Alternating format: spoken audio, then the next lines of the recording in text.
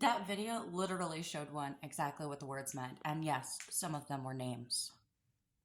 It's pretty good proof. And that's coming from a person who speaks Arabic. Like, come on, dude. And I don't just believe it because she's Israeli. I believe it because I also read Arabic. And what she said was correct.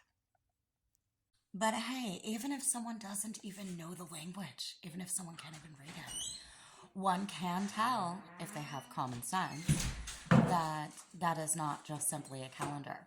If it were simply a calendar, one, it would have 7 days. Because yes, even over there, their weeks are 7 days. Two, it would have only 7 words repeating itself over and over, but it doesn't. And it didn't. Why? Because it's not just a calendar. Furthermore, the name on the top of it, the Oxox Flood, whatever the fuck, I can't say it. Like I said, I can't pronounce that shit. But yeah, that shit on the top of it, yeah, that's actually in reference to the September 11th attacks because that's what they called that operation, genius. So why would the name of the operation be on top of the calendar that isn't in any way related to the terrorists? In the basement of a hospital. Explain that one, genius.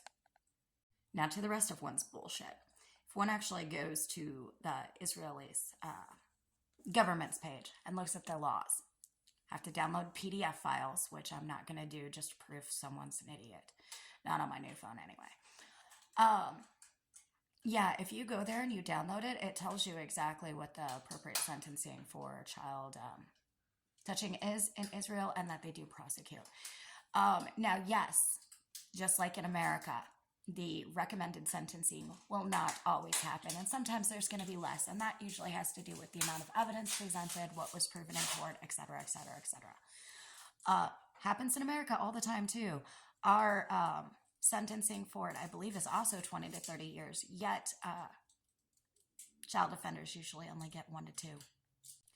And in fact, there was just recently someone sentenced to almost 9 years in prison for this very act in Israel.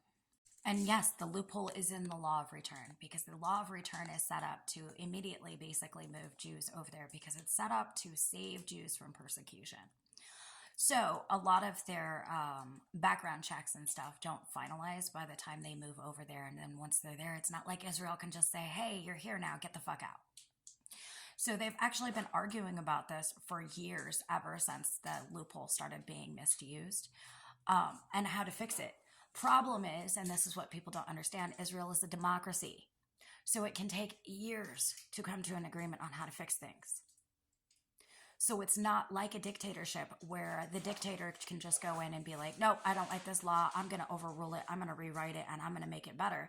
No, they have to agree on it. And they've been working on this since I think like 2016 when it became a fucking problem. So the fact that people are attempting to use something that they are aware is an issue that they are attempting to fix against them to try and prove that they're bad people, when people in every fucking country commit these crimes, when people in every fucking country get away with these crimes due to the way that prosecution and court systems work, is completely preposterous. And yes, they do hide the names. The names aren't public. The reason for that is because they don't want people to go and just unalive people who have committed these crimes.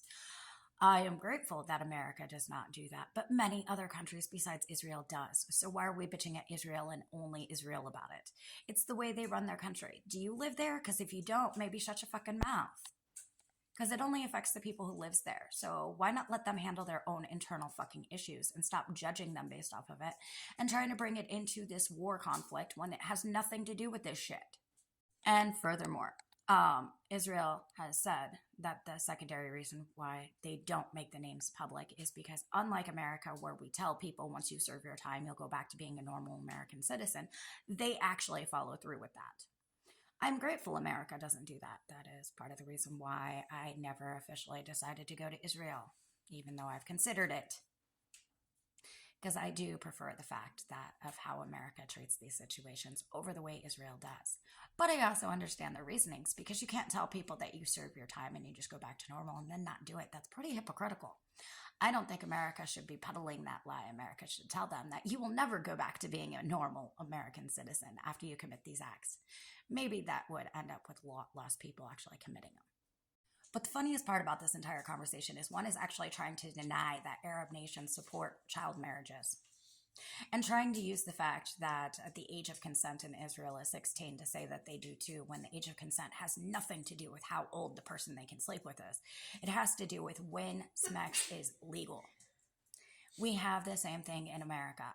My state, the age of consent is also 16, which means that any child who has sex under the age of 18 is an 16 is an illegal act. It doesn't mean that they could turn around and go sleep with a 40-year-old. No, in fact, there are regulations and law loopholes as to how old the person they sleep with can be. And it is usually based off of an age difference requirement. And in my state, that age difference is 2 years. Age of consent does not mean anything about adults being able to sleep with them, so that is preposterous. Arab nations and Muslims are constantly doing child marriages. All one has to do is go Google child bride, and it's going to pop up with tons of them. The proof is out there that they do it.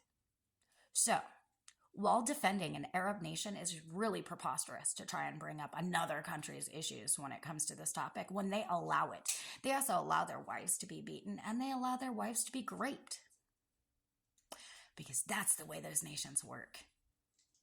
Women are their man's property, and they become their man's property as young as 9. So maybe get out of Delulu land and come to reality with the rest of us, where we actually recognize the way those nations actually function. Have a great day.